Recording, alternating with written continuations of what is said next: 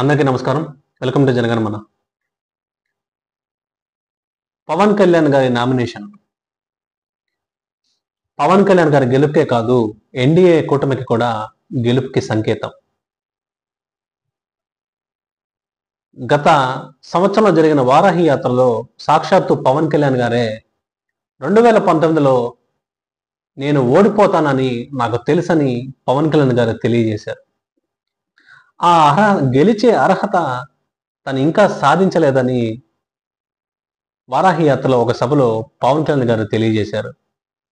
కానీ 2024 నాటికి పవన్ కళ్యాణ్ గారు ఆ అర్హత సాధించానని నమ్మకంతో కృషి చేశారు కాబట్టే పవన్ కళ్యాణ్ గారు ఆ దిశగా అడుగులు పడుతున్నాయి. అందులో భాగంగానే చెల్లాచెదురైన ఎన్డీఏ కూటమిని తిరిగి ఒకటిగా చేశారు. పవన్ కళ్యాణ్ గారిని ఒక మార్కెటింగ్ ప్రోడక్ట్ లాగా యూజ్ చేసుకొని వెళ్ళిపోయిన వ్యక్తులు గతంలో 2019లో కూడా నామినేషన్ వేసే సమయంలో ఏనాడైతే ఆ రోజు ఎవరైతే ఉన్నారో పవన్ కళ్యాణ్ గారితో, ఈరోజు వాళ్ళెవరు కూడా జనసేన పార్టీలో లేరు. ఉన్నదంతా జన సైనికులు, వీర మహిళలతో పాటు జనసేన పార్టీ అప్పర్ లెవెల్లో ఉన్న క్యాండిడేట్స్, మిడిల్ లెవెల్ లీడర్షిప్లో ఉన్న క్యాండిడేట్స్ పవన్ కళ్యాణ్ గారితో ఎవరైతే 25 సంవత్సరాల పాటు ట్రావెల్ చేస్తామని సిద్ధమయ్యారో వారు నేటికి ఉన్నారు. పవన్ కళ్యాణ్ గారిని ఒక మార్కెటింగ్ ప్రోడక్ట్ లాగా యూజ్ చేసుకున్న వ్యక్తులు పవన్ కళ్యాణ్ గారి నిజాయితీకి కానీ, పవన్ కళ్యాణ్ గారి దూరదృష్టికి కానీ, రాష్ట్ర ప్రయోజనాలకి తను ఇచ్చే విలువ కానీ బేఖాతరు చేసి నిలబడలేక జనసేన పార్టీలో ఈనాడు వెళ్ళిపోయి ఉన్నారు.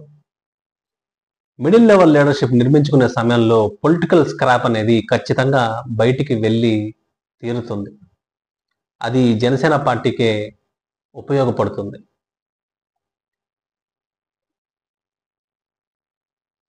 ఇటీవల కాలంలో మొన్న జనసేన పార్టీ ఆఫీసులో జరిగిన పవన్ కళ్యాణ్ గారు బీ ఫామ్స్ తన అభ్యర్థులకి పంపిణీ చేశారు.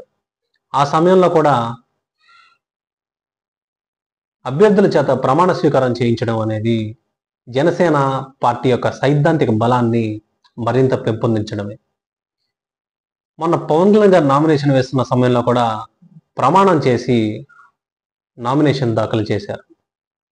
అది కూడా జనసేన పార్టీ సైద్ధాంతిక బలాన్ని మరింత పెంపొందించుకొని ముందుకు వెళ్ళడమే, జనసేన పార్టీ పునాదుల్ని మరింత పదిలం చేసుకోవడమే.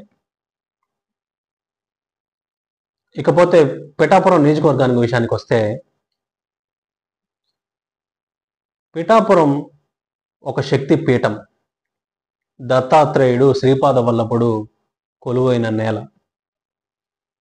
పవన్ కళ్యాణ్ గారి రాక దైవాతీతమే అని అనుకోవాలి.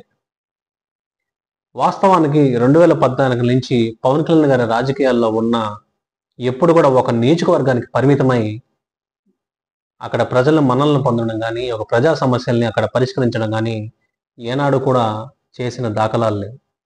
పవన్ కళ్యాణ్ గారు ఎప్పుడు కూడా రాష్ట్రాన్ని ఎప్పుడు కూడా ఒక విహంగ వీక్షణం చేస్తూ రాష్ట్రంలో సమస్యలను కానీ, ప్రజా సమస్యలు కానీ విహంగ వీక్షణ చేస్తున్నారు కాబట్టే రాష్ట్రంలోని సమస్యలు తనకు బాగా తెలుసు.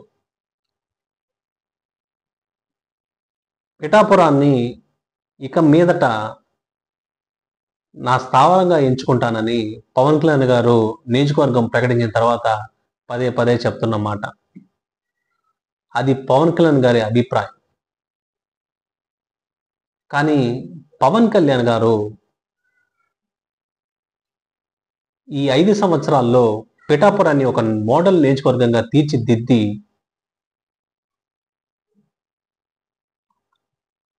బేసిక్ ఇన్ఫ్రాస్ట్రక్చర్లో అందరికీ కనపడే విధంగా మాత్రమే కాకుండా, ఉదాహరణకి రోడ్లు కానీ, ఎలక్ట్రిఫికేషన్ విషయంలో కానీ, సాగునీటి రంగంలో కానీ, ఇంకా ఎక్సెట్రా విషయాల్లో కానీ, అవి మాత్రమే కాకుండా మిగతా విషయాల్లో కూడా, అంటే జనాలు 2 అడుగులు ముందుకేసి జనాల జీవితాల్లో మార్పు వచ్చేలాగా అభివృద్ధి దిశగా వారిని అడుగులు వేయిపిస్తాడని జనగణమన విశ్వసిస్తుంది. అంతేకాకుండా పవన్ కళ్యాణ్ గారు ఒక నియోజకవర్గానికే 2024 తర్వాత పరిమితం కాకుండా 2029కి కూడా నియోజకవర్గాన్ని మార్చుకొని తన రాజకీయ జీవితంలో ప్రయాణం చేయాలని జనగణమన ఆకాంక్షిస్తుంది. ఎందుకంటే ఫర్ ఎగ్జాంపుల్ ఇప్పుడు 2024లో పిఠాపురం నుంచి గెలిచి ఈ 5 సంవత్సరాల్లో అభివృద్ధి గనక చేసి చూపెట్టి మ్యాక్సిమం అభివృద్ధి చేసి చూపెట్టినా కానీ ఎంతో కొంత కొరత పెరుగుతున్న పట్టణీకరణ దృష్ట్యా ఎంతో కొంత కొరత ఖచ్చితంగా ఏర్పడి తీరుతుంది. ఆ తదుపరి వచ్చే వాళ్ళకి అక్కడ పొలిటికల్ అకౌంటబిలిటీ అనే ఒక డిమాండ్ని పెట్టినట్టు అవుతుంది. తద్వారా అక్కడికి వచ్చే వాళ్ళు తర్వాత గెలుపొందే వాళ్ళు కూడా దాన్ని కంటిన్యూటీగా తప్పక ప్రజల యొక్క డిమాండ్స్ దృష్ట్యా తప్పక చేయవలసి ఉంటుంది. కేవలం పవన్ కళ్యాణ్ గారు మాత్రమే కాదు, జగన్మోహన్ రెడ్డి గారు పులివెందుల విషయంలో కానీ, చంద్రబాబు నాయుడు గారు కుప్పం విషయంలో కానీ, కిషన్ రెడ్డి గారు అంబర్పేట విషయంలో కానీ, కేసీఆర్ గారు గజ్వేల్ నియోజకవర్గం విషయంలో కానీ, కేటీఆర్ గారు సిరిసిల్ల విషయంలో కానీ, వీరందరూ కూడా ఎప్పటి నుంచో ఒకే నియోజకవర్గానికి పరిమితమై ఆ నియోజకవర్గంలో బేసిక్ ఇన్ఫ్రాస్ట్రక్చర్ని అంటే పైకి కనపడే విధంగా అభివృద్ధి చేశారు.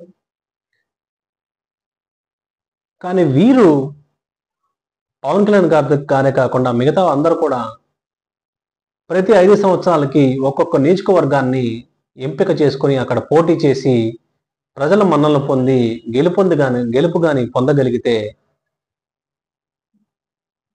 ఆ నియోజకవర్గాలు మ్యాక్సిమం అభివృద్ధి చెందుతాయి.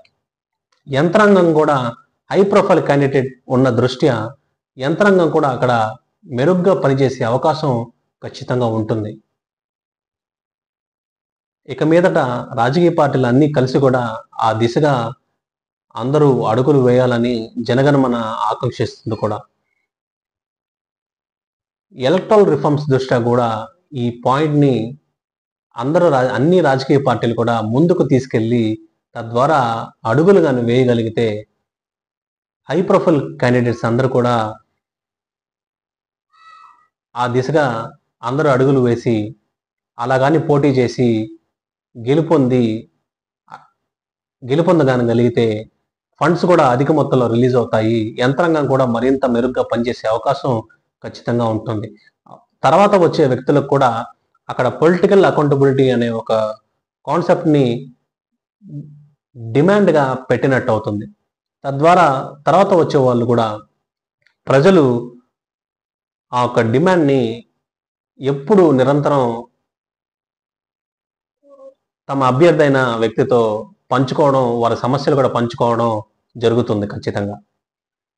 ఎలక్ట్రల్ రిఫార్మ్స్లో కూడా ఇలాంటి నిర్ణయాలు చేపట్టాలని అన్ని రాజకీయ పార్టీలు కూడా అన్ని కలిసి రావాలని జనగణమన విశ్వసిస్తుంది, ఆకాంక్షిస్తుంది. అంతేకాకుండా జనగణమన కూడా ఆ దిశగా భవిష్యత్తులో కూడా ఎలక్ట్రల్ రిఫార్మ్స్లో ఇలాంటి మెరుగైన పాయింట్స్ అందించే విధంగా కానీ, కృషి చేసే విధంగా కానీ జనగణమన ఆ దిశగా కూడా అడుగులు వేయాలని ఆ దైవాన్ని కోరుకుంటుంది. భారత్ మాతాకి జై. జై హింద్.